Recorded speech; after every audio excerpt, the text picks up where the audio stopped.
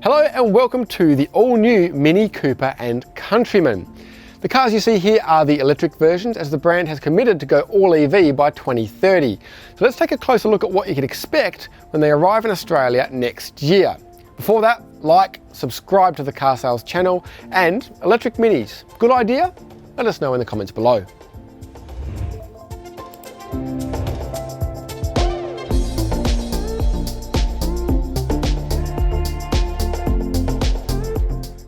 I'll give you a tour of the exterior and then hop inside each, and I'm going to start with the Cooper. Now, styling is obviously subjective, but it's hard to see too many being offended by the way the new Mini looks, as it's a pretty sharp looking thing.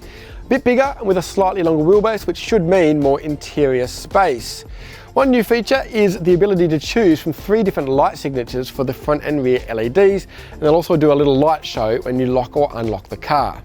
You will still be able to buy a petrol-powered Mini for a little while at least, but this new generation model is really all about electricity. 2 variants will be available, the E and this SE, which has both more power and more range. Max charging rate is just 11 kilowatts AC or 75 to 95 kilowatts DC, depending on the variant, but the batteries are also quite small, so charging times aren't too bad. Inside there are 2 main things to mention, and the first is sustainability. Everything in here is either vegan, so no animal products, or recycled. So leather is out, instead there's this synthetic leather, and instead we've got knitted surfaces and polyester and recycled plastics, but it still feels pretty plush, and it kind of fits with Mini's habit of doing things a bit differently.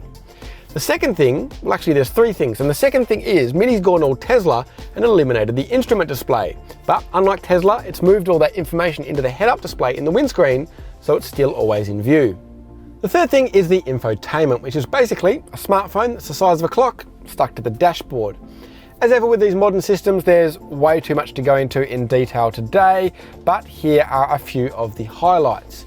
There's augmented reality navigation. You can learn your habits. Mini gives the example of if you go to the same parking garage every day, eventually it will automatically open the window for you. There's in-car gaming like the 5 Series to help with those charging weights, and there's now a personal assistant. So just say, "Hey Mini." Hello. There we go. Despite its relatively small dimensions, there's actually a fair bit of space here in the back. I'm 180 centimeters tall and I've got no problems fitting whatsoever. And there's also ISOFIX points on both sides. Now, practicality has never really been a Mini strong suit in terms of luggage capacity, and you've got just 200 litres to play with here. But this does expand 800 if you fold the 60-40 split rear seat down. Now, onto the Countryman. Those who think that Minis should be, well, Mini probably aren't going to like the new Countryman, as it's bigger in every dimension, especially length and height. But that means more interior space, which is hugely important for an SUV. Again, make up your own mind about the looks, but I think it's pretty cool. It's got a real concept car vibe to it, especially on these 20-inch rims. Like the Cooper, the LED lights can show a variety of different themes, and not only are there various different paint colours, you can choose the paint colour of the roof as well. Like the Cooper, there's E and more powerful SE variants, but unlike the Cooper, the SE scores dual motors and all-wheel drive, as well as a 5.6 second 0 to 100 claim.